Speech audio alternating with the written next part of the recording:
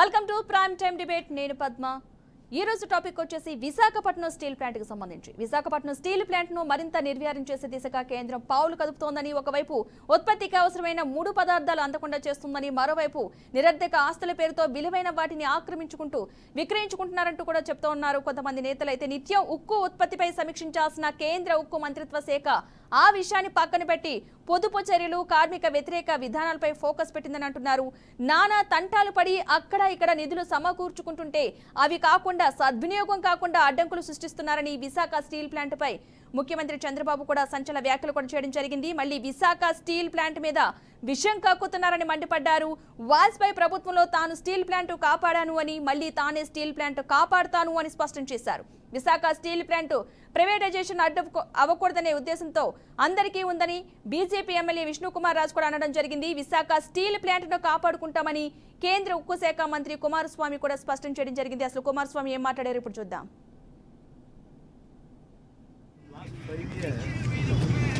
What is the problem here? Because of some mismanagement of the issue. I discussed it in London. I wanted to give a report to the Honorable Prime Minister and to take his blessing to revive this RINL plant, because I can understand the feeling of the Visakhapatnam and surrounding citizens, the sentiment. ఇక ఇదే అంశానికి సంబంధించి మనతో మాట్లాడడానికి సిద్ధంగా ఉన్నారు live లో TDP senior నేత కంచెల విజయభాస్కర్ గారు, అదేవిధంగా వైసీపీ నేత అన్నపరెడ్డి విజయ్ గారు. నమస్తే అండి విజయభాస్కర్ గారు, విజయ్ గారు. నమస్తే అమ్మా. ఓకే విజయభాస్కర్ గారు, మొదటగా మిమ్మల్ని ఈ విశాఖ స్టీల్ ప్లాంట్ కి సంబంధించి ఒక అంశం ఇప్పుడు తెరపైకి వస్తుంది. గతంలో ప్రైవేటీకరణ చేస్తున్నారనే అంశం మీద సంబంధించి చాలా మంది అయితే యుద్ధాలే చేశారనుకోవాలి, చాలా నినాదాలు, ఆందోళన చేయడం జరిగింది.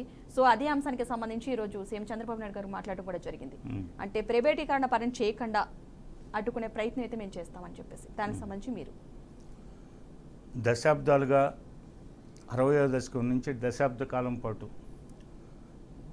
పెద్ద ఎత్తున జరిగిన ఆందోళనలో 32 మంది బలిదానం చేసిన తర్వాత 1970 ఏప్రిల్లో పార్లమెంటు సాక్షిగా ఆనాటి ప్రధాని ఇందిరాగాంధీ పార్లమెంట్లో ఈ విశాఖ ఉక్కు ఫ్యాక్టరీ నిర్మాణానికి మా ప్రభుత్వం కృషి చేస్తుందని చెప్పి అధికారికంగా ప్రకటించింది.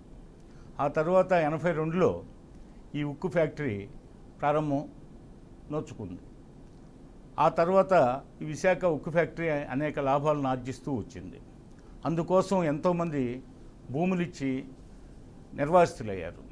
ముఖ్యంగా కురుపాం రాజా 6,000 ఎకరాలు డొనేట్ చేశాడు.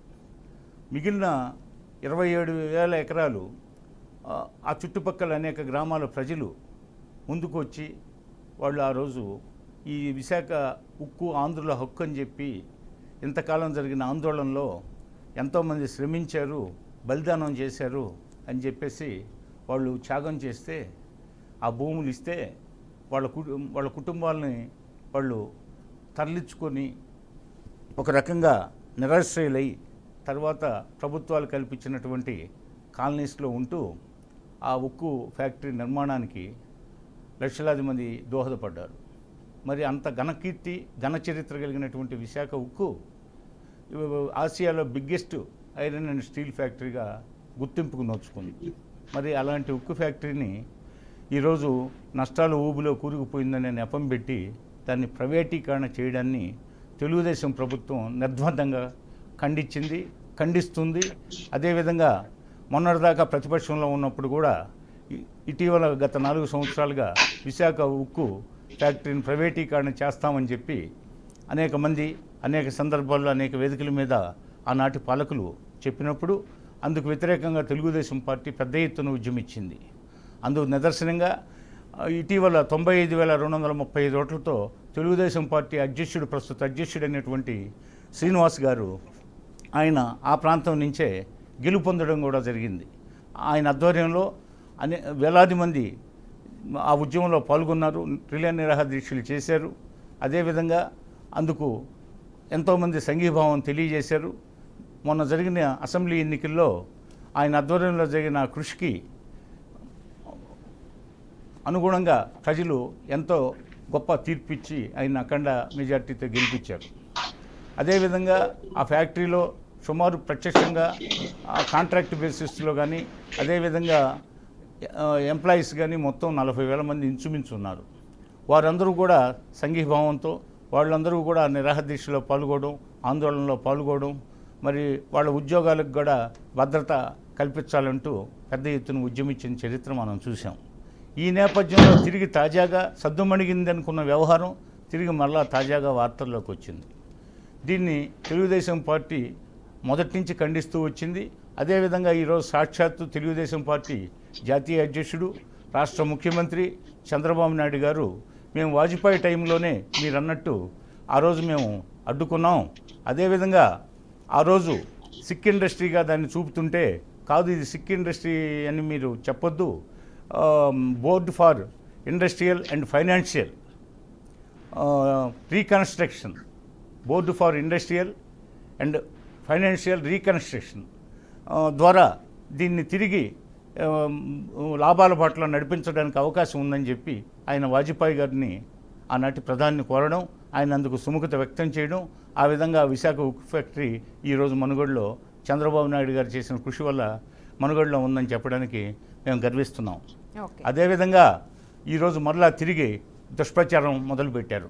చంద్రబాబు నాయుడు గారు ఢిల్లీ వెళ్ళారు, అక్కడేదో రహస్య ఒప్పందం చేసుకున్నారు, కానీ ఇక్కడ మాత్రం అందుకు నిరసన తెలియజేస్తున్నారని చెప్పి తిరిగి మరలా గోబెల్స్ ప్రచారం మొదలుపెట్టారు.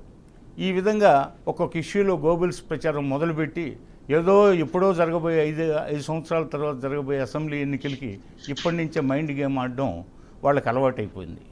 ఇటీవల ఒక పత్రిక, ఆ పత్రికలో ఈ విధంగా విష ప్రచారం మొదలుపెట్టారు, వాళ్ళ ఛానల్లో విష ప్రచారం మొదలుపెట్టారు. వాటిని ఎవరు కూడా విషయ పరిజ్ఞానం ఉన్నోళ్ళు, ఆలోచన పరులు నమ్మే పరిస్థితి లేదు.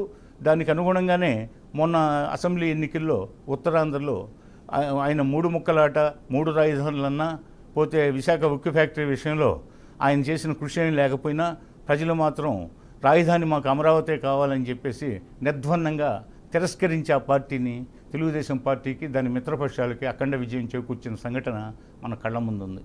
మరి ఈ పరిస్థితులు ఎలా ఉంటే మనకి సాక్షాత్తు రాష్ట్రానికి చీఫ్ సెక్రటరీగా చేసిన ఎల్వి సుబ్రహ్మణ్యం గారు ఆయనే పేర్కొన్నాడు.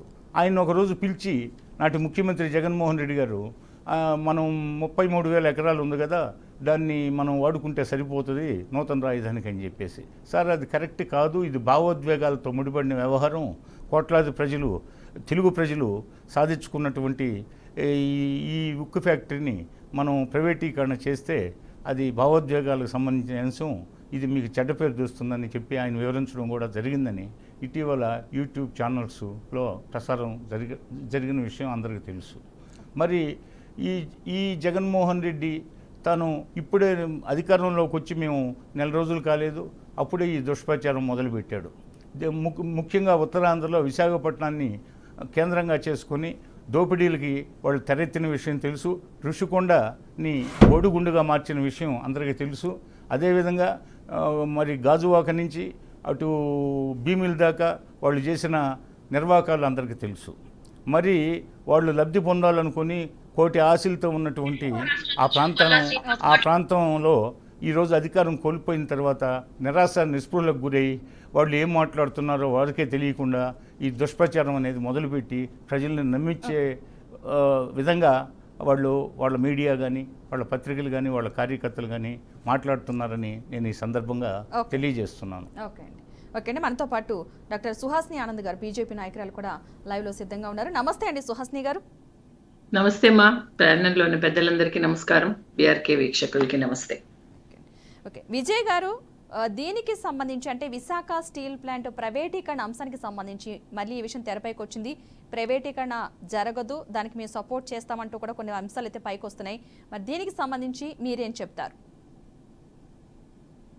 ఈ పబ్లిక్ సెక్టర్ యూనిట్స్ వాటికి ప్రధాన కారణం ఇందిరాగాంధీ గారు ఆ రోజుల్లో పబ్లిక్ సెక్టర్ యూనిట్స్ ఇవన్నీ రావటానికి, వాటి పబ్లిక్ సెక్టర్ యూనిట్స్ ఇవన్నీ రావటం వల్లనే తద్వారా దానికి సంబంధించినటువంటి అన్ని రకాల ఇండస్ట్రీస్ లైక్ ఫార్మాలో కానివ్వండి, స్టీల్లో కానివ్వండి, ఇంకా రకరకాల వాటిల్లో ఇవన్నీ రాబట్టే అవి తర్వాత వాటి కన్సర్న్ రిలేటెడ్ ఇండస్ట్రీ పెరిగిందని అనుకోవచ్చు. కానీ తర్వాత రోజుల్లో ఈ పబ్లిక్ సెక్టార్ యూనిట్స్ ని భారంగా భారంగా పరిగణించే పరిస్థితి మనం విశాఖ స్టీల్ చూస్తాం. కాసేపు రాజకీయాలు పక్కన పెడదాం. వాళ్ళు కుమ్మక్కయ్యారా, వీళ్ళు కుమ్మక్కయ్యారా, లేకపోతే వీళ్ళు రాజీ పడుతున్నారా అనేది పక్కన పెడితే, ఇది విశాఖ ఉక్కు ఆంధ్రుల హక్కు అనేటువంటి ఒక కాన్సెప్ట్ మనోభావాలతో ఉన్నటువంటి సంస్థని, సరే ఇంక వేరే కారణాలు ఏవి చెప్పారు ఆ తర్వాత వాటిని విశ్లేషిద్దాం. ఫస్ట్ ప్రధానంగా ఈ పబ్లిక్ సెక్టర్ విశాఖ విషయానికి పర్టికులర్ గా చూస్తే, మన కేంద్రం తాను అనుకున్న పని ఎప్పటికైనా చేసే తీరుతుంది అనేది అర్థం అవుతా ఉంది చాలా విషయాల్లో. అది విశాఖ ఉక్కు కావచ్చు, లేకపోతే ఇంకొకటి కావచ్చు.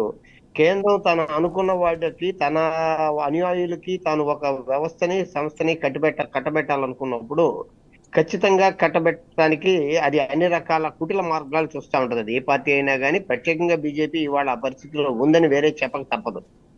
దాన్ని మనం ఆ రోజు గుజరాత్ గ్యాస్ విషయంలో కానివ్వండి, మన కృష్ణా బేసిన్ లో దొరికిన గ్యాస్ కానివ్వండి, ఇవాళ విశాఖ ఉక్కుని ప్రత్యేకించి మాట్లాడితే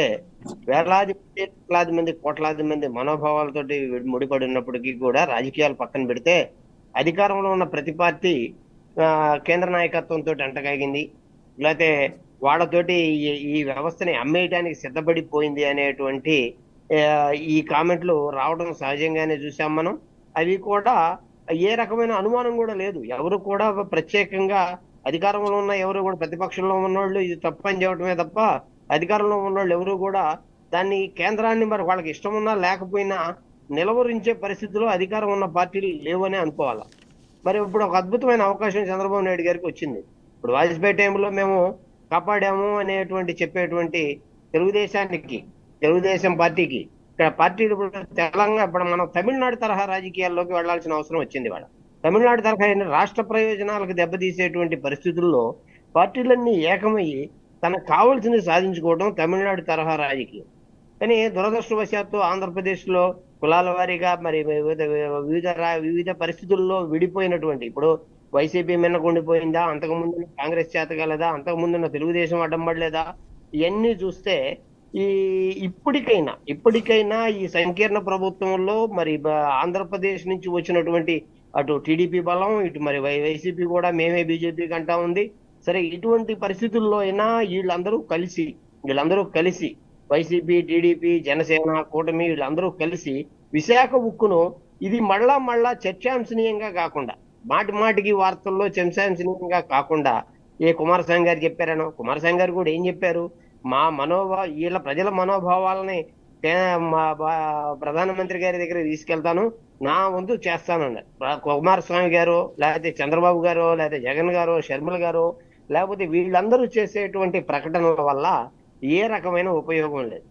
ఏదైనా ఒక నిర్ణయం, డిజిన్వెస్ట్మెంట్ నిర్ణయాన్ని కేంద్రం ఒకసారి తీసుకున్నాక దశల వారీగా 900 రోజుల్లో ఒక ప్రణాళిక ప్రకారం దాన్ని తీసేయాలనుకున్నది అనేటువంటిది అర్థమవుతాం. ఎందుకంటే ప్రజలకి మనందరికీ ఖచ్చితంగా ఆ విషయాలన్నీ తెలియకపోవచ్చు. కానీ ఈ విషయాలన్నీ తెలియజెప్పేటువంటి పారదర్శకత ప్రభుత్వాల్లో లేకపోవడం ఒకటైతే, రెండోది ఏంటంటే ఈ డిజిన్వెస్ట్మెంట్ ని పక్కాగా ఆపగలిగేటువంటి చొరవ, సంయమనం, లేకపోతే వీళ్ళందరికీ ఐకమత్యం పార్టీలతో. ఇవాళ కాసేపు పార్టీలన్నీ పక్కన పెడితే వైసీపీ ఎట్లాగూ లేదు. వైసీపీకి ఉన్నటువంటి 11 సీట్లు అయినప్పటికీ కూడా పార్లమెంట్ లో మరి తెలుగుదేశానికి సరిసమానంగా రాజ్యసభలో కానీ ఎక్కడైనా కానీ అటువంటి బలం ఉంది. ఆ బలాన్ని ఈ బలాన్ని కలిపి అన్ని పార్టీలు వెళ్తాయని ఆశిద్దాం. ఇప్పుడు నేను చేశాను అందరూ అన్ని చేశారు, అన్ని నిలబెట్టారు, అందరూ ట్రై చేశారు, ప్రయత్నం చేశారు. కానీ మోడీ లాంటి ఒక అదాన్ని అపరశానికుడిని కొందరంటారు, కుట్ల రాజకీయవేత్తని కొందరంటారు, ఏదైనా కానీ వాళ్ళు అనుకున్న పనిని ఆ నార్త్ ఇండియన్ బేస్ పార్టీలు ఏవైతే ఉన్నాయో వాళ్ళు చేయాలి అనుకున్నటువంటి పనిని గట్టిగా ఇటువంటి కూటమి సంఘటనలో అయినా మనం అడ్డుకోగలిగి ఇక ఇది జరగదు అనేటువంటి పరిస్థితి తీసుకురాగలిగారని ఆశిద్దాం. ఇక రెండోది చూస్తే మన చరిత్ర చూస్తూ ఉంటే, ఇందాక విజయభాస్కర్ గారు చెప్పుకొచ్చారు, అవన్నీ ఒక ఎత్తు. రెండో ఎత్తు ఏంటంటే విశాఖ ఉక్కు అనేది 2020-21 వరకు కూడా లాభాల్లోనే ఉన్నట్టుగా మనం చూస్తా ఉన్నాం.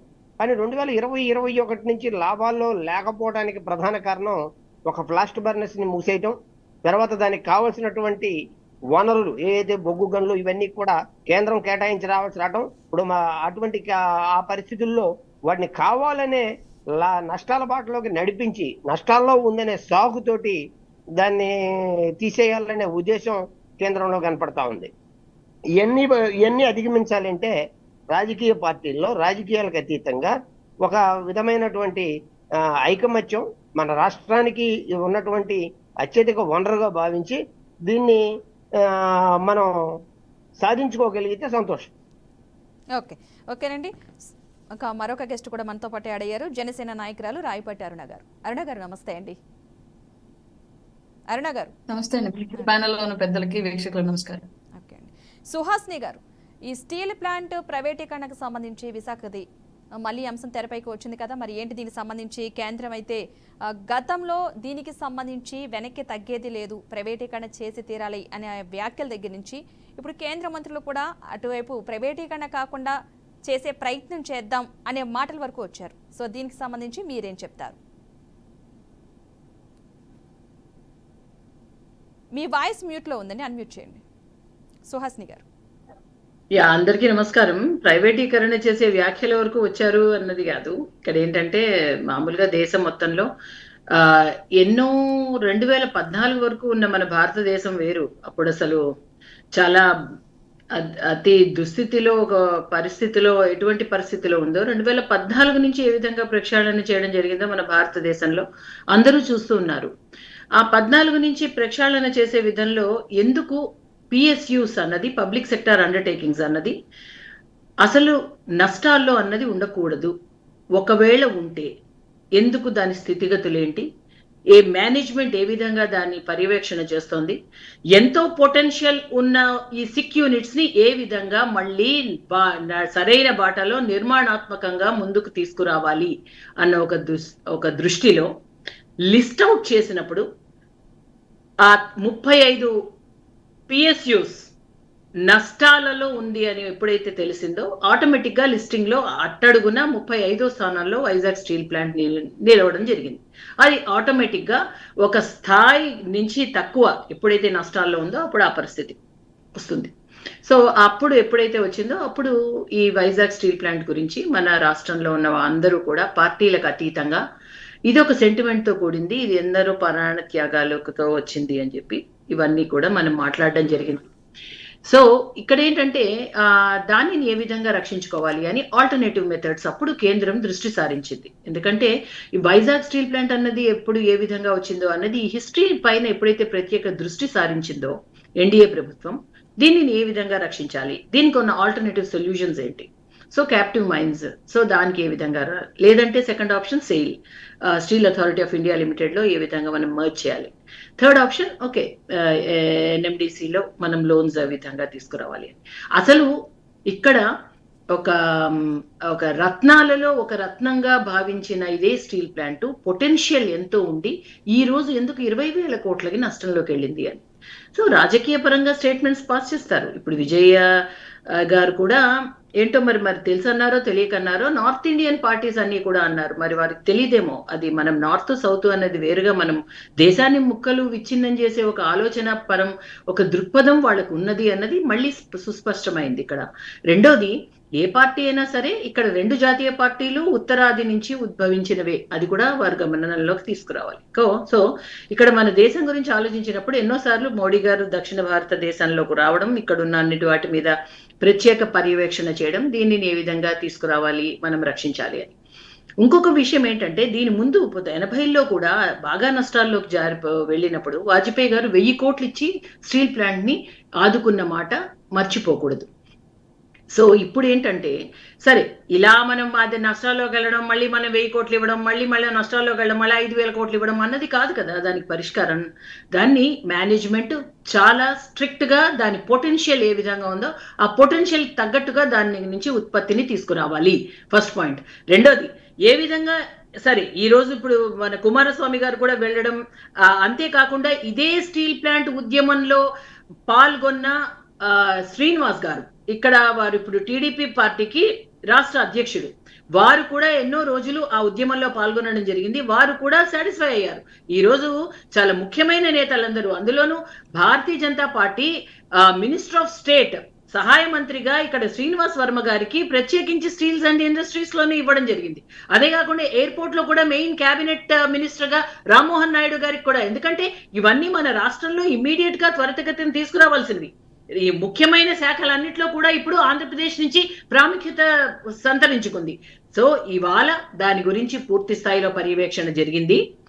కుమారస్వామి గారు కూడా క్లియర్ గా స్టేట్మెంట్ ఇచ్చారు, ఎట్టి పరిస్థితుల్లో ఇది ప్రైవేటైజ్ చేసే ఉద్దేశం లేదు, దీనిని నిర్మాణాత్మకంగా పూర్వ వైభవం ఏ విధంగా తీసుకురావాలి అన్న ఆలోచనలోనే ఈ రోజు ఈ విజిట్ అంతా కూడా. సో ఈ గతం నుంచి కూడా అదే మేము మాట్లాడుతున్నాం. ఇంకా ఇది ఖచ్చితంగా పూర్తి స్థాయిలో ఒక నిర్మాణాత్మకంగా ఒక మంచి ఒక ఫలాలను అందించే విధంగా స్టీల్ ప్లాంట్ అన్నది ముందుకు వెళ్తుంది అనడానికి ఇది ఒక మంచి సంకేతంగా మనం భావించవచ్చు. 100% దీనిపైన స్టార్టింగ్ డేస్ లోనే ఏదైతే ఎన్డీఏ గవర్నమెంట్ ముందు చెప్పిందో అదే ఈ రోజు కీలకంగా వ్యవహరిస్తూ దీనిపైన దృష్టి సారించడం జరిగింది. సో ఇంకేవో ఉంటాయండి రాజకీయంగా, అవి వాళ్ళు ఎవరైనా చేస్తున్నారు అంటే కాదు అని ఏవో పాయింట్స్ పెట్టి కొంత దీనిపైన మాట్లాడుతూ ఉంటారు. బట్ అది ఒక అవగాహన రాహిత్యంలో వాళ్ళు ఏ మాత్రం మాట్లాడినా సరే ఈ రోజు ఎన్డీఏ గవర్నమెంట్ సుస్పష్టంగా వైజాగ్ స్టీల్ ప్లాంట్ ని రక్షించే విధంగానే ముందుకు వెళ్తున్నది. అందులో ఇది మొదటి అడుగు. ఓకే, అరుణ గారు మీరు చెప్పండి, విశాఖ ఉక్కు ఆంధ్రుల హక్కు ఈ కలపై నెరవేరుతుందా లేదనే ఒక సందిగ్ధత. ఎందుకంటే గత కొంతకాలంగా ఇది ప్రైవేటీకరణ అవుతుంది అని చెప్పేసి వచ్చినాయి. ఇప్పుడు ప్రజెంట్ ఏంటంటే ప్రైవేటీకరణ చేయకుండా మేము కూడా సపోర్ట్ చేస్తామనే వ్యాఖ్యలు వస్తున్నాయి. సో ఆ కళ నెరవేరే సమయం ఆసన్నమైంది అనుకోవచ్చు అంటారా, లేదా కలగానే మిగులుతుందంటారా? నమస్తే అండి. ఏ పరిశ్రమ అయినా, అది ప్రైవేట్ అయినా ప్రభుత్వ రంగ సంస్థ అయినా సరే, లాభాల్లో కొనసాగుతున్నంత వరకు మాత్రమే దాన్ని ఎవరైనా సరే అదే స్థాయిలో ఉంచి అదే స్థితిగతుల్లో ఉంచడానికి ప్రయత్నం చేస్తారు. స్టీల్ ప్లాంట్ అనేది గత కొంతకాలంగా వేల కోట్ల రూపాయల నష్టంలోకి వెళ్తుందన్న విషయం మనందరికీ తెలిసిందే. ప్రైవేటీకరణ ఆపండి అని ఫైట్ చేస్తున్నాం కానీ సొంత గనుల గురించి ఎప్పుడు ఫైటింగ్ అనేది జరగలేదు. ఈ సిచ్యువేషన్ అనేది సొంత గనులను లేకుండా, ఉత్పాదకత అనేది పెరగకుండా, లాభాల బాటలో నడవకుండా ఉన్నన్ని రోజులు ఈ సమస్య మళ్ళీ పునరావృతం అయ్యే ఛాన్సెస్ అయితే ఉన్నాయి. ఇప్పటికీ కేంద్రం మనం ప్రైవేటీకరణను ఆపడానికి తలొగ్గినప్పటికీ కూడా భవిష్యత్తులో ఈ సమస్య మళ్ళీ రిపీట్ అవుతుందేమో అన్న సందేహం అయితే డెఫినెట్ గా ఆ ఉద్యోగులు ఉంది, స్టీల్ ప్లాంట్ ఉద్యోగులు డెఫినెట్ గా ఉంది. వాళ్ళు దానికి సంబంధించి మాకు ఒక ఆథరైజ్డ్ జియో అనేది రిలీజ్ చేయాలి, కేంద్రం ఎప్పటికీ దీన్ని ప్రైవేటీకరణ చేయము అని చెప్పేసి, దానికి సంబంధించి గన్లను కేటాయించాలి అని చెప్పేసి ఒక ఫైటింగ్ అయితే జరుగుతూ ఉంది. అది సక్సెస్ అవ్వనంత వరకు ప్రభుత్వాలు ఎవరు మారినా, ఇప్పుడు కేంద్రంలో ఎన్డీఏ ఉంది కాబట్టి కాంగ్రెస్ వారు క్వశ్చన్ చేస్తున్నారు. రేపొద్దున అనుకోకుండా నెక్స్ట్ ఎలక్షన్స్ లో ఏమైనా కాంగ్రెస్ వచ్చినా సరే నష్టాల్లో ఉన్న వ్యవస్థని ఎక్కువ కాలం భారం మోయడం, పైగా ఆర్థిక వ్యవస్థ అనేది కుంటుపడుతున్న ఈ సిచ్యువేషన్ లో నష్టాల్లో ఉన్న వ్యవస్థలను మోయడం ఏ ప్రభుత్వానికైనా భారంగానే ఉంటుంది. కాబట్టి డెఫినెట్ గా వాళ్ళు కూడా ఇదే ఆలోచనలోకి వెళ్ళే అవకాశం అయితే లేకపోలేదు. అందుకని మేము ఏదైతే జనసేన పార్టీ తరఫున ప్రతిపక్షంలో ఉన్నప్పుడు కూడా స్టీల్ ప్లాంట్ ప్రైవేటీకరణ దానికి వ్యతిరేకంగా ఉన్నాం మేము అప్పుడు కూడా. ఈ రోజు ఎన్డీఏ కూటమిలో జాయిన్ అయినప్పటికీ కూడా మా భావజాలం అయితే డెఫినెట్ గా స్టీల్ ప్లాంట్ అనేది మిగతా వ్యవస్థలాగా మేము చూడట్లేదు. అది కొంతమంది ప్రాణత్యాగాలకి ప్రతీకగా సంపాదించుకున్న ఆస్తి అది ఆంధ్రులు. దాన్ని మేము ఖచ్చితంగా సెంటిమెంట్ తోనే ముడిపెట్టుకుని చూస్తున్నాం. కానీ సెంటిమెంట్ ఎంతకాలం కొనసాగించగలం అనేది ఇక్కడ ప్రధానంగా ఉన్న ప్రశ్న. ఆర్థిక లావాదేవీల విషయానికి వస్తే సెంటిమెంట్ అనేది చాలా చిన్న విషయం కనిపించింది. నార్మల్ గా ఇప్పుడున్న కార్పొరేట్ మైండ్ సెట్ లో, కార్పొరేట్ వ్యవస్థలతో సహా కొనసాగుతున్నటువంటి రాజకీయాల్లో డెఫినెట్ గా అది చిన్న విషయంగా అనిపించే అంశం సెంటిమెంట్ అనేది. ఖచ్చితంగా స్టీల్ ప్లాంట్ ఉద్యోగులు కానివ్వండి, రాష్ట్ర ప్రభుత్వం కానివ్వండి, కేంద్ర ప్రభుత్వం కానివ్వండి, దాన్ని ప్రైవేటీకరణ చేయాల్సిన అవసరం రాకుండా ఎలాంటి వనరులను సమకూర్చాలి. మ్యాన్ పవర్ ఉంది, వేల కిలోమీటర్ల విస్తీర్ణంలో అది ఉంది, డెఫినెట్ గా ఎక్కువ ప్రొడక్టివిటీ చేయగలిగినటువంటి వ్యవస్థ అది డెఫినెట్ గా. అట్లాంటప్పుడు దానికి కావాల్సినటువంటి ఇంధన వనరులు సమకూర్చడం అనేది జరిగితే ప్రైవేటీకరణ అనే అంశం మళ్ళీ రాజకీయ అంశంగా మారకుండా, ఇలాంటి తెర మీదకి వచ్చే అంశం మళ్ళీ ఇంకోసారి రిపీట్ అవ్వకుండా అయితే డెఫినెట్ గా ఎవరైనా దీన్ని కంటిన్యూ చేయొచ్చు. ప్రైవేటీకరణ ఆపాలి అంటే మూలాలు ఏంటివి, ఎందుకు ఈ సమస్య పదే రిపీట్ అవుతుంది, ఏ గవర్నమెంట్ వచ్చినా దీని మీద దృష్టి పెట్టాల్సిన పరిస్థితి ఎందుకు వస్తుంది, రాజకీయ ఇంధనంగా ఎందుకు అవుతుంది ఈ స్టీల్ ప్లాంట్. ఇప్పుడు మన స్టేట్ కి వచ్చేటప్పటికి ప్రధానంగా వినిపిస్తున్న అంశాలు మొన్నటి వరకు రాజధాని అంశం ఒకటి, ప్రత్యేక హోదా ఒకటి, రైల్వే జోన్ ఒకటి, ఈ స్టీల్ ప్లాంట్ ఒకటి. వీటన్నిటిని ప్రతిసారి రాజకీయంగానే వాడుకుంటున్నారు. దానికి పర్మనెంట్ సొల్యూషన్ అనేది డిలే అవుతోంది. ఈ గవర్నమెంట్ లోనే డెఫినెట్ గా ఆల్రెడీ రాజధాని ఇష్యూ సార్ట్ అవుట్ అవుతుంది 100%. రైల్వే జోన్ కూడా సార్ట్ అవుట్ అవుతుంది. ఓకే. ప్రత్యేక హోదా అనేది ముగిసిపోయిన అధ్యాయం అని చెప్పేసి ఆల్రెడీ కేంద్రం చెప్పేసింది. మేము కూడా దాన్ని తీసుకొస్తామని ప్రజల్లోకి వెళ్ళలేదు ఎన్డీఏ కూటమి తరపు నుంచి. డెఫినెట్ గా ఆ విషయం కన్నా కూడా ప్రత్యేక హోదా వస్తే ఎలాంటి లబ్ధి ఆంధ్రప్రదేశ్ ప్రజలకు చేకూరుతుందో అంతకు మించిన విధానాన్ని కూడా ప్రభుత్వ సహకారంతో, కేంద్ర ప్రభుత్వ సహకారంతో మేము కృషి చేసి తీసుకొస్తామని చెప్పేసి మాట ఇచ్చాం తప్ప ప్రత్యేక హోదా గురించి వెళ్ళలేదు. బట్ స్టీల్ ప్లాంట్ అనేది ఇప్పటికీ మమ్మల్ని నమ్మి ఉన్నటువంటి ప్రజలు మా మీద పెట్టుకున్న ఆశ. డెఫినెట్ గా దాన్ని ఆపుతాము అని చెప్పేసి. ఓకే. So okay. 100% మా స్టాండ్ అయితే ప్రైవేటీకరణ ఆపాలి. ప్రైవేటీకరణ చేయాల్సిన అవసరం ఏదైతే ఉందో దాన్ని నిర్మూలించే ప్రయత్నంగా అడుగులు వేయాలనేది మా ఉద్దేశం. మొత్తంగా విశాఖ స్టీల్ ప్లాంట్ కి సంబంధించి అయితే పెద్ద చర్చ నడుస్తుందని అనుకోవాలి. ఎందుకంటే గతంలో ప్రైవేటీకరణ అంశం తెరపైకి వస్తే ఇప్పుడు ప్రైవేటీకరణకు సంబంధించి అందరూ సపోర్ట్ఫుల్గా ప్రైవేటీకరణ అంశానికి సంబంధించి మేము కూడా సపోర్ట్ చేస్తాం, ప్రైవేటీకరణ జరగదు అనే విషయంగా బయటకు వస్తుంది. సో దీనికి సంబంధించి కూడా ఒక పక్కన ప్రజలైతే ఆనందం వ్యక్తం చేస్తున్నారని అనుకోవాలి ఈ అంశానికి సంబంధించి. కానీ దీంట్లో ఒక క్వశ్చన్ మార్క్ అయితే ఉంది. కేవలం రాజకీయ పరంగానే వాడుకుంటున్నారా, లేదంటే నిజంగానే ప్రైవేటీకరణ జరగకుండా చూస్తారా అనే అంశం కూడా అందరి మైండ్లో కూడా మెదులుతున్న ఒక అంశం అనే అనుకోవాలి. రైట్, ఓకే అండి.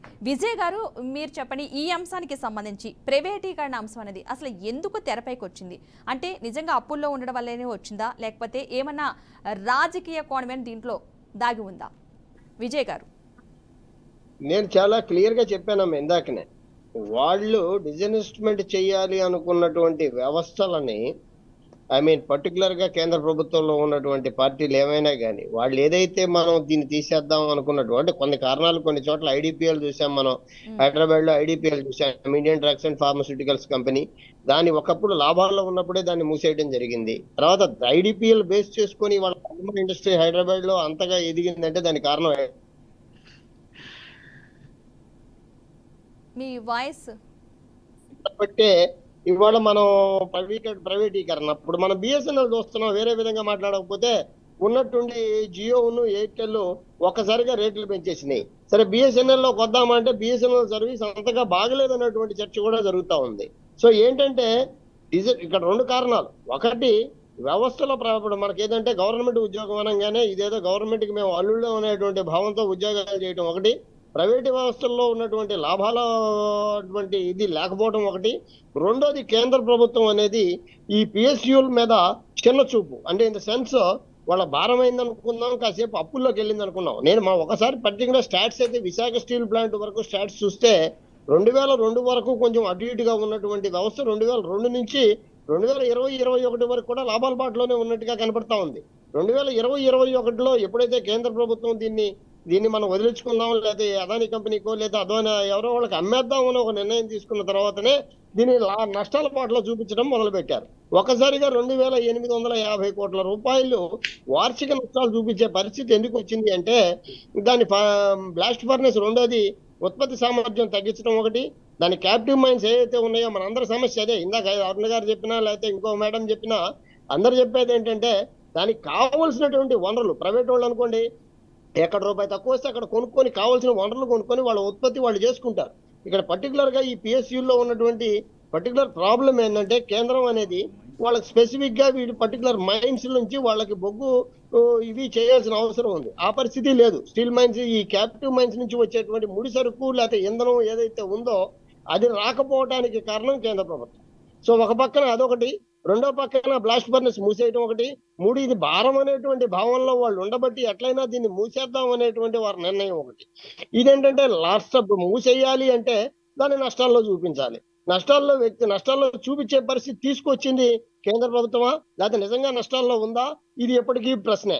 సరే ఇవన్నీ పక్కన పెడితే మరి సోదరిమణులు మాట్లాడినట్టుగా కానీ ఎవరు మాట్లాడినా కానీ ఒక రాజకీయ పార్టీ మారినప్పుడల్లా లేకపోతే వీళ్ళు మేము విశాఖ స్టీల్ని మేము మాట్లాడుతున్నాం, మేము కాపాడుతున్నాం, వీళ్ళు కాపాడుతున్నారు అనేటువంటి పక్కన పెడితే ఆంధ్రుల మనోభావాలకి ఇది సంబంధించిన వ్యవస్థగా దీన్ని సీరియస్ గా పరిగణించి ఎటువంటి వ్యవస్థనైనా లాభాల బాటలో నడిపించాలంటే పెద్ద సమస్య ఏం కాదు. కావాల్సినటువంటి వనరులు, దానికి కావాల్సినటువంటి సమస్య పరిష్కారం, దానికి కావాల్సినటువంటి రాజకీయం చేసే బదులు అన్ని రాజకీయ పార్టీలు ఇంక్లూడింగ్ వైసీపీ, టీడీపీ, బీజేపీ అందరూ కలిసి దాని మీద ఒక కేస్ స్టడీ విధంగా ఇప్పుడు కూడా ఆ దిశగా అడుగులు పడుతున్నట్టుగా నేను భావించట్లేదు. ఏంటంటే దీన్ని అమ్మటం లేదు అనేటువంటి ఉత్పత్తి పై స్థాయి ఓకే, మీ వాయిస్ మ్యూట్ లో ఉందండి విజయ్ గారు. అటువంటి పరిస్థితి కాక ఇప్పుడు ఈ ఎన్డీఏ ప్రభుత్వం అయినా మరి వాళ్ళకి టీడీపీ అవసరం, మరి కూటమిలో ఉన్నటువంటి టీడీపీ మిగతా పార్టీల ఎంపీల అవసరం ఉన్న పరిస్థితుల్లో అయినా అన్ని పార్టీల ఆంధ్రుల బలానికి, అన్ని పార్టీల ఆంధ్రుల ఆశయానికి తలొగ్గి ఒక నిర్ణయాత్మక ప్రకటన, ఇది ఎప్పటికీ ఇది ప్రైవేటీకరణ జరగదు, దీన్ని రీజువనైట్ చేసేటువంటి Okay. విధంగా, దీన్ని చేసి దీన్ని బాగు చేసే విధంగా మేము కేంద్రం కట్టుబడి ఉంటది. ఈ రకాలైనటువంటి వనరులు, ఈ రకమైనటువంటి నిధులు, ఈ రకమైనటువంటి పరిస్థితి మేము కల్పిస్తామని ఒక నిర్ణయాత్మకమైన ప్రకటన ప్రధాని సభలో చేస్తే తప్ప ఈ రాజకీయ ప్రకటనలనే భావించాల్సి వస్తుంది. కాసేపు జగన్ కుమ్మక్కయ్యాడు అంటారు, కాసేపు చంద్రబాబు కుమ్మక్కయ్య అంటారు, కాసేపు ఇంకొక ఆయన కుమ్మక్కయ్య అంటారు. కానీ ఆ నిర్ణయాత్మకమైన పరిస్థితి రావాలని కోరుకుందాం. అంతకు మించి వాళ్ళ మీద వీళ్ళ మీద బురద జల్లుకోవడం అయితే కాదు. ఈ రోజుకి రాజకీయ సమస్యగానే ఉంది. దీన్ని నిర్ణయాత్మకమైన దిశగా మరి ఇప్పుడు చంద్రబాబు గారి మరి చక్రం తిప్పుతారనేటువంటి ఒక కాన్సెప్ట్ ఉంది.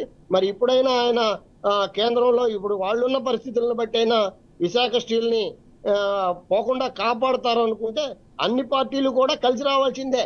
ఆయన చేస్తున్నాడు కాబట్టి ఈయన కలిసి రావాల్సిందే. రాజకీయాలకు అతీతంగా మాట్లాడుతున్నాను నేను. ఆ పరిస్థితి ఉండాలని కోరుకుందాం. తమిళనాడు తరహా రాజకీయంలో ఇక్కడ ఉన్నటువంటి ఆంధ్రులు, అన్ని పార్టీలు అందరూ కూడా విశాఖ స్టీల్ ని పోగొట్టుకోకూడదు అనేటువంటి దృక్పథంతో పనిచేయాలని. ఓకే అండి, ఓకే విజయ్ గారు, మంచి మాట చెప్పారు. నిజంగా ఆంధ్రులందరూ కూడా రాజకీయ పార్టీలు అంటే పార్టీలకు అతీతంగా అందరూ కలిసి వచ్చి ఈ విశాఖ స్టీల్ ప్లాంట్కి సంబంధించి కృషి చేయాలని చెప్పేసి మంచి మాట చెప్పారు. దీనికి సంబంధించి విజయభాస్కర్ గారు మాట్లాడుతున్నారు. చెప్పండి, అసలు ఏం చెప్పాలనుకుంటున్నారు దీనికి సంబంధించి మీరు కూడా? ముందు కేంద్ర ప్రభుత్వం తెలుగు రాష్ట్రాల, 2 రాష్ట్రాల ప్రజల్లో ఉన్న అభద్రతా భావాన్ని తొలగించాలి. 2 రాష్ట్రాలని ఎందుకన్నానంటే, మీరు ఒకసారి సింహావలోకనం చేసుకుంటే తెలంగాణ రాష్ట్ర ప్రజలు కూడా ఈ విశాఖ ఉక్కును ప్రైవేటీకరిస్తారంటే అన్ని పార్టీలు చాలా వరకు ఖండించాయి. ఇది పద్ధతి కాదు అని. మనసుంటే మార్గం ఉంటుంది. Where there is a will there is a way. ఇప్పుడు భారతదేశంలో కోట్లాది మంది కర్షకులు ఉన్నారు. వారు దరిదాపు నాకు తెలిసి మాది పెద్ద వ్యవసాయ కుటుంబం. మేము వాణిజ్య పంటలు వేసాము. ధాన్యం అంటే రైస్, ప్యాడీ కల్టివేషన్ ఉన్నది. మా ఫాదర్ టైంలో ప్యాడీ కల్టివేషన్ ఉంది. మేము వర్జీనియా టొబాకో, కాటను, పోతే మిర్చి, అదేవిధంగా అపరాలు ఇవన్నీ సాగు చేసేవాళ్ళం. ఒక సంవత్సరం లాభం వస్తే ఒక సంవత్సరం 2 సంవత్సరాలు నష్టాలు వచ్చాయి. ఒక సంవత్సరం ఆ ఖర్చులకి దానికి సరిపోయాయి. అంటే అసలు నష్టం వస్తుందనే భయంతో, మనం నష్టం వస్తుందనే భయంతో అసలు సాగు చేయకుండా ఉంటే మరి వీళ్ళు ఎంత నిరుద్యోగులు అయిపోతారు. ఏం చేయాలా? ఖాళీగా ఉండి వాళ్ళకి తోచిన వృత్తి అది, వాళ్ళకి తెలిసిన నైపుణ్యం అది. కాబట్టి మనసుంటే మార్గం ఉంటుంది అన్నట్టుగా విశాఖ ఉక్కుని లాభాల బాటలో నడిపించడానికి చాలా అవకాశాలు, వనరులు ఉన్నాయి. ముఖ్యంగా ఏంటంటే దానికి బొగ్గు అవసరం ఉంది, ఐరన్ ఓర్ అవసరం ఉంది, క్వార్జ్ అవసరం ఉంది, శాండ్ మైన్ అవసరం ఉంది. ఈ 4 శాశ్వత ప్రాతిపదిక మీద విశాఖ ఉక్కుకి వెంటనే కేంద్ర ప్రభుత్వం మేము మైన్స్ కేటాయిస్తామని చెప్పి ఒక పెద్ద భరోసా పార్లమెంటు సాక్షిగా ప్రధానమంత్రి గారు ప్రకటన చేయాల్సిన అవసరం ఉంది. ఎందరో పరిస్థితులకు అనుగుణంగా రాష్ట్రానికి వచ్చినప్పుడు, ఒక మంత్రి వచ్చినప్పుడు విశాఖ ఉక్కు ప్రైవేటీకరణ తప్పదు అని ప్రకటిస్తాడు. ఇంకొక మంత్రి వచ్చినప్పుడు లేదు, ఇది ప్రధానమంత్రి దృష్టికి తీసుకెళ్తాం, మీ ఆందోళనల్ని, మీ బాధల్ని మేము అర్థం చేసుకొని వాటి ప్రకారం నివేదిక అందజేస్తాం ప్రధానికి అంటారు. ఈ విధంగా ఎప్పటికప్పుడు ఏదో కాలయాపన చేసే మాటలతో కాకుండా ప్రధానమంత్రి దృష్టి గట్టిగా తీసుకుపోయి 2 తెలుగు రాష్ట్రాల ప్రజల మనోభావాలను అర్థం చేసుకొని పెద్ద మనసుతో ప్రధానమంత్రి గారు దీన్ని ప్రైవేటీకరించకుండా ఈ విశాఖ ఉక్కు అనేది రాష్ట్ర ప్రజలు, ఒక్క ఏపీ ప్రజలే కాకుండా 2 రాష్ట్రాల ప్రజల సమస్యగా కూడా గుర్తించాల్సిన ఆవశ్యకత ఉంది. ఎందుకంటే ఒకప్పుడు ఇది యునైటెడ్ ఆంధ్రప్రదేశ్గా ఉన్నప్పుడు ఏర్పడినటువంటి సంస్థ. ఆ రోజు యునైటెడ్ ఆంధ్రప్రదేశ్లో ఎంతోమంది కృషి చేశారు. ఢిల్లీలో లాబింగ్ చేశారు. ఆ తర్వాత ఆనాటి ప్రధానిని ఒప్పించి 82లో ఇది ప్రారంభోత్సవానికి నోచుకునేలాగా చేశారు. అదేవిధంగా కొత్తగా ఏర్పడిన నవ్యాంధ్ర రెవెన్యూ లోటుతో ఏర్పడ్డ పరిస్థితుల్లో ఇది రాజధాని లేని రాష్ట్రంగా ఉంది. రాజధానికి ఎంతో పెట్టుబడులు అవసరం. పోలవరం ప్రాజెక్టు అది తెలుగు ప్రజల జీవనాడి, మరి దానికి ఆర్థిక సహాయం పెద్ద ఎత్తున కావాలా? అదేవిధంగా railway coach factory railway zone విశాఖపట్నంలో ఏర్పాటు చేసుకోవాలా? భోగాపురంలో ఇంటర్నేషనల్ ఎయిర్పోర్టు ఏర్పాటు చేసుకోవాలా? అదేవిధంగా నదీ జలాల అనుసంధానం ఉంది. గొప్ప నల్లరేగడి నేలలు, ఎర్రరేగడి నేలలు ఉన్నటువంటి రాయలసీమ ప్రాంతాన్ని సస్యశ్యామలం చేయాలా? కాబట్టి వీటన్నిటికీ పెద్ద ఎత్తున నిధులు అవసరం ఉందని చెప్పేసి కోరడం గతంలో జరిగింది. తర్వాత కొత్త ప్రభుత్వం వచ్చింది. ఆ ప్రభుత్వం అరాచక పాలన పక్కన పెట్టారు.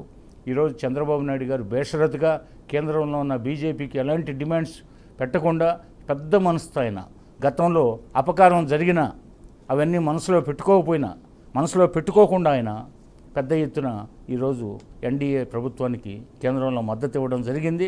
చంద్రబాబు గారి పెద్ద మనసుని అర్థం చేసుకొని ఈ రాష్ట్రానికి కావాల్సినటువంటి నవ్యాంధ్ర నిర్మాణానికి, నవ్యాంధ్ర వెలుగురేఖలకు కావాల్సిన విధంగా ప్రధానమంత్రి మాకు ఏపీకి పెద్ద ఎత్తున సహాయం చేయాల్సి ఉంది. అదేవిధంగా చంద్రబాబు నాయుడు గారు ఈరోజు ఖండించడం కూడా జరిగింది. నేను వాజ్పేయి టైంలో అడ్డుకున్న మాట వాస్తవం, ఇప్పుడు కూడా అడ్డుకుంటాను.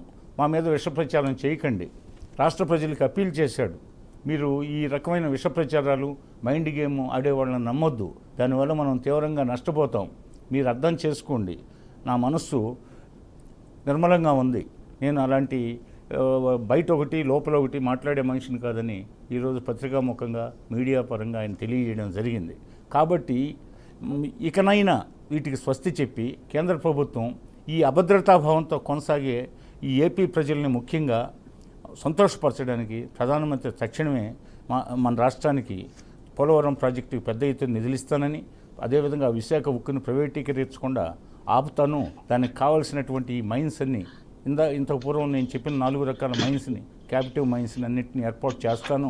అదేవిధంగా మీకు భోగాపురం ఎయిర్పోర్టుకు సహకరిస్తాను, విశాఖ రైల్వే జోన్కి సహకరిస్తాను, అదేవిధంగా జాతీయ రహదారుల నిర్మాణానికి సహకరిస్తాను, అదేవిధంగా నదుల అనుసంధానానికి సహకరించి నేను ఇది రైజింగ్ సన్ స్టేట్గా ఈ నవ్యాంధ్ర తిరిగి నవజీవన ప్రభాతంలా వికసించడానికి ఆయన వికసిత భారత్ అంటున్న నేపథ్యంలో ఇది కూడా వికసిత ప్రభాత రేఖలతో వెల్లివిరియాలని చెప్పేసి నేను కోరుకుంటున్నానని చెప్పి తెలుగు ప్రజలకి ఆయన చెప్పాల్సిన ఆవశ్యకత ఉంది.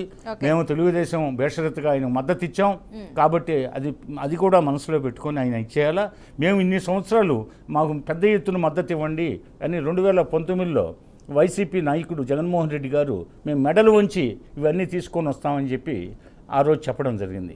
ఆయనకి పెద్ద ఎత్తున 151 అసెంబ్లీ సీట్లు ఇచ్చారు, 22 పార్లమెంటు సీట్లు ఇచ్చారు.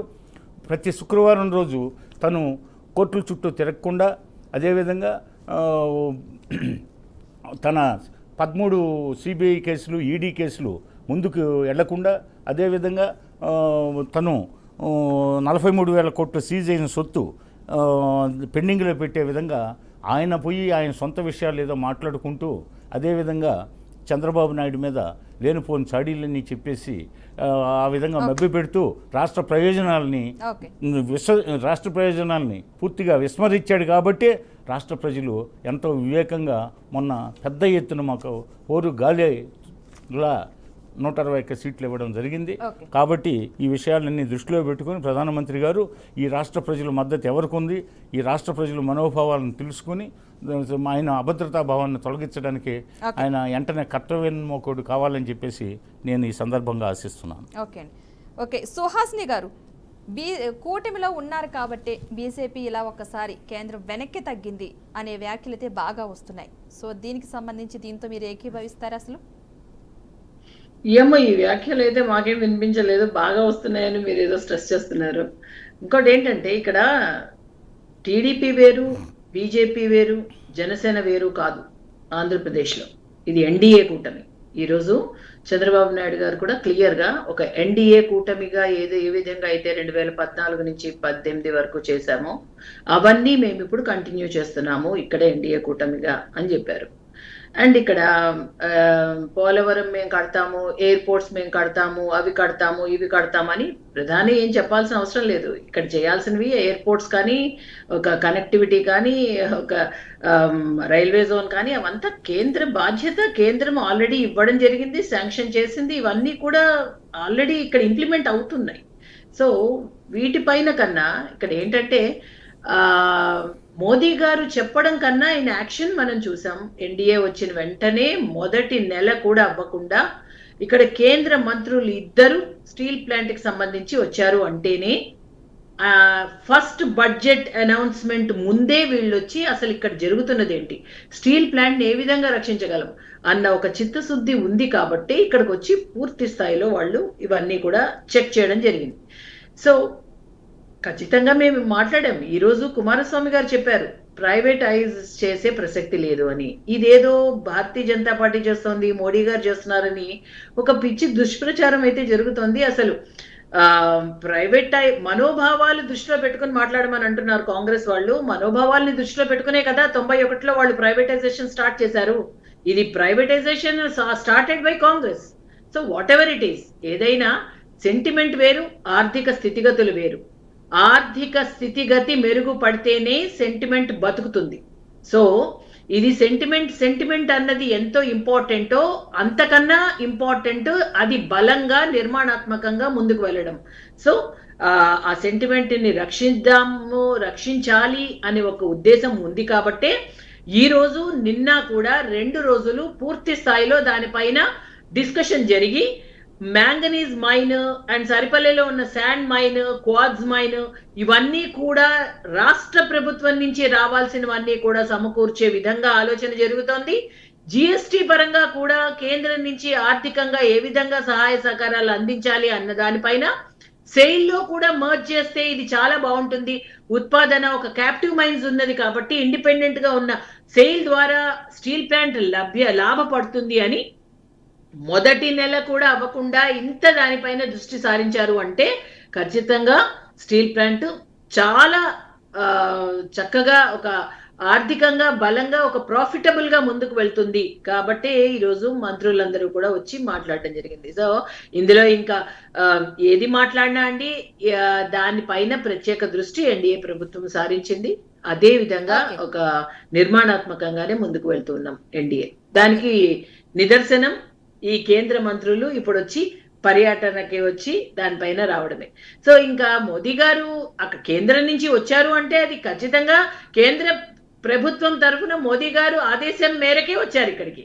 సో ఇక్కడ ఎయిర్పోర్ట్స్ కానీ ఏమీ అడగకుండా అడిగి అని కాదు, బాధ్యత అది. అవన్నీ కూడా కేంద్ర ప్రభుత్వం ఏదైతే చేస్తుందో ముందు చూపుతో మనం ఇంత తొందరగా ఏమి ఎక్స్పెక్ట్ చేయలేదు. ఒక రకంగా ఇంత అడ్వాన్స్డ్ గా ఎన్డీఏ గవర్నమెంట్ ఫామ్ అయిన వెంటనే స్టీల్ ప్లాంట్ పైన దృష్టి సారించారు అంటే ఇట్స్ ఎ గుడ్ సైన్. ఇది చాలా దానిపైన ప్రత్యేక దృష్టి ఆంధ్రప్రదేశ్ లో పైన సారించింది కేంద్ర ప్రభుత్వం అనడానికి దీనికైనా వేరే ప్రత్యేక నిదర్శనం అవసరం లేదు.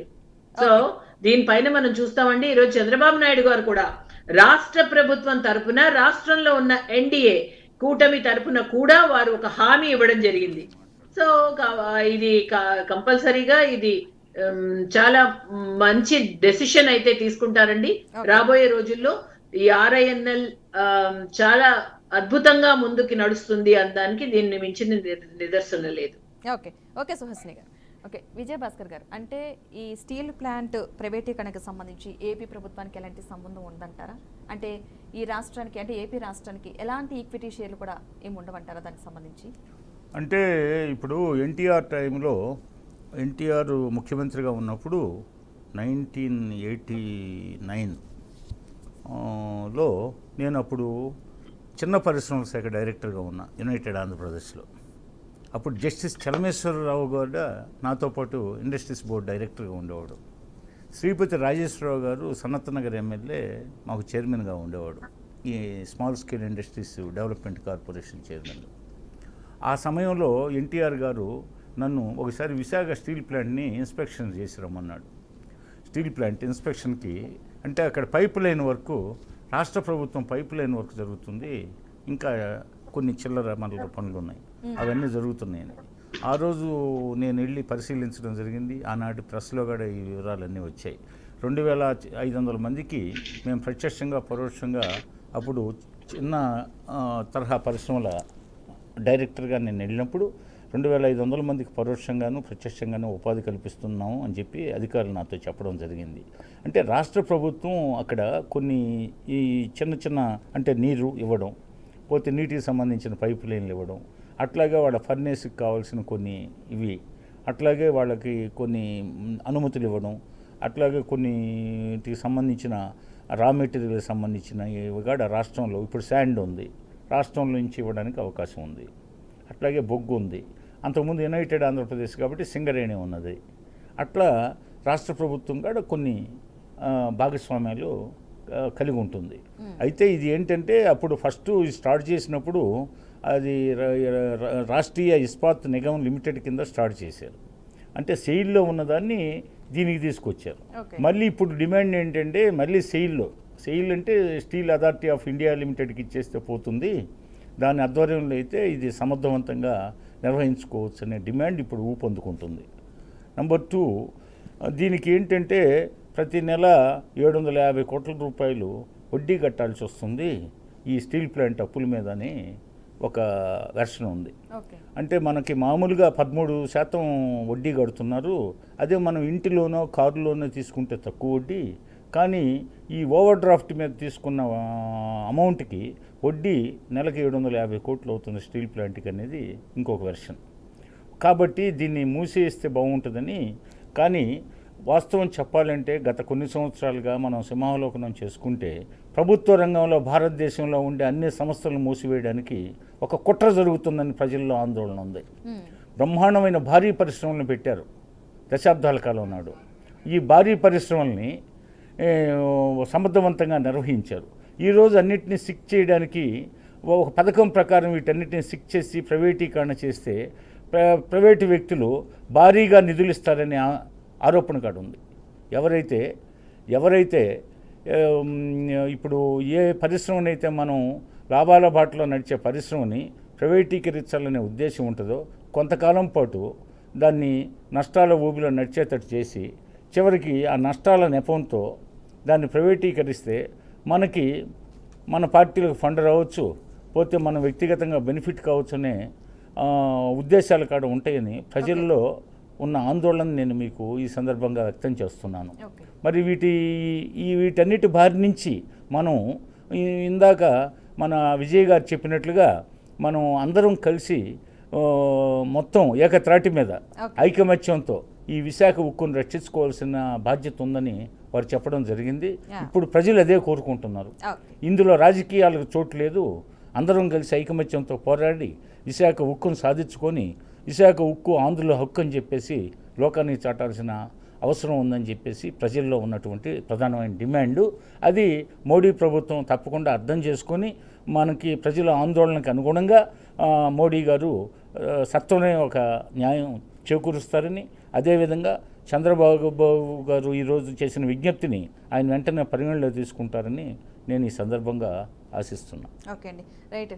చర్చలో పాల్గొనేందుకు థ్యాంక్ యూ సో మచ్ అండి విజయ్ గారు, విజయ భాస్కర్ గారు, అదేవిధంగా సుహాస్ని గారు, అరుణ గారు, థ్యాంక్ యూ సో మచ్ అండి. మొత్తంగా ఈ విశాఖ స్టీల్ ప్లాంట్కి సంబంధించిన అంశానికి సంబంధించి తీసుకున్నట్టయితే గతంలో ప్రైవేటీకరణ అంశం తెరపైకి వచ్చింది. ప్రజెంట్ ఈ ప్రైవేటీకరణ అంశానికి సంబంధించి ప్రతి రాజకీయ పార్టీలు కూడా పార్టీలకు అతీతంగా కలిసికట్టుగా కృషి చేద్దాం, విశాఖ స్టీల్ ప్లాంట్ను ప్రైవేటీకరణ కాకుండా చూద్దామని చెప్పేసి ఒక నినాదం బయటకు వస్తుంది.